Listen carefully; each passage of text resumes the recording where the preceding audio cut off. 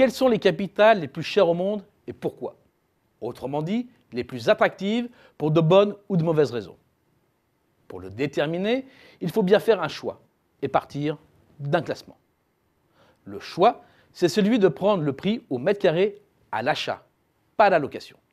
Quant au classement, j'ai pris le parti de prendre celui établi par le Global Property Guide. Il faut savoir que les chiffres concernent des appartements de 120 mètres carrés, plutôt situés dans les beaux quartiers. Pour faciliter la lecture, les données sont présentées en bas 100 par rapport à la capitale la plus chère. Voici maintenant le classement des 20 premières, avec Monaco en tête. Une première leçon de ce classement, être une pure capitale administrative et le centre politique ne suffit pas à faire des prix de l'immobilier élevés.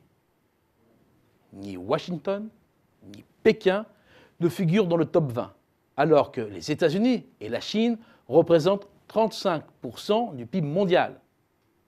Aux États-Unis, c'est New York la ville la plus chère, et Shanghai pour la Chine. Retour au classement maintenant, et à sa tête, Monaco. C'est le cas le plus emblématique des cités-États. Un paradis fiscal pour milliardaires sur une superficie d'à peine 2 km².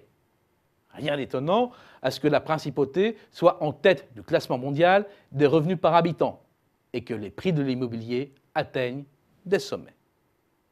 Hong Kong est rattachée à la Chine, mais avec son statut de région administrative spéciale, elle peut être considérée comme une cité-État en regard à sa forte autonomie.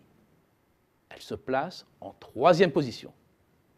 Singapour, Luxembourg, Dubaï font partie du même lot, avec ce caractère commun d'une extrême concentration de richesses sur un petit territoire, une fiscalité ou un secret bancaire d'exception et une place financière surdimensionnée. En forçant le trait, Genève fait un peu partie de ce groupe-là. Parmi les éléments explicatifs du classement, le revenu par habitant est donc central. Mais c'est une explication partielle. Sinon, suivant cette logique, les capitales nordiques feraient toute partie du top 5 européen. À l'opposé, Paris, Londres, Moscou seraient distancés avec un PIB par habitant beaucoup plus faible. Alors c'est vrai, les capitales nordiques font partie des plus chères et Stockholm intègre le top 10 et devance Helsinki. Amsterdam et Copenhague se placent dans les 20 premières. N'en reste pas moins qu'après Monaco, Londres et Paris se démarquent. Deux capitales que l'on peut qualifier de complètes. Elles sont à la fois capitales administratives et politiques de deux puissances majeures et concentrent tous les pouvoirs. Elles sont aussi un poumon économique essentiel de leur pays ou au cœur de la région la plus prospère. Ce sont aussi des centres culturels avec un patrimoine sans équivalent et un des hauts lieux touristiques. Ce sont aussi toutes les deux des villes étudiantes. Ces capitales sont des aimants sans rival sur leur territoire national. Ailleurs en Europe, c'est bien souvent parce qu'il manque l'un de ces éléments que des capitales se trouvent distancées. Rome est ainsi concurrencée par Milan, considéré comme le cœur industriel, commercial, financier et universitaire de l'Italie. Berlin est par Munich et Madrid par Barcelone. Hors Europe et cité-État, Tokyo intègre le top 10.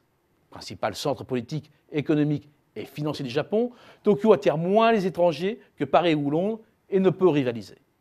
Si les prix de l'immobilier sont le reflet de la position stratégique des hubs européens dans les réseaux du monde, alors cela renvoie à une autre image de notre vieille Europe.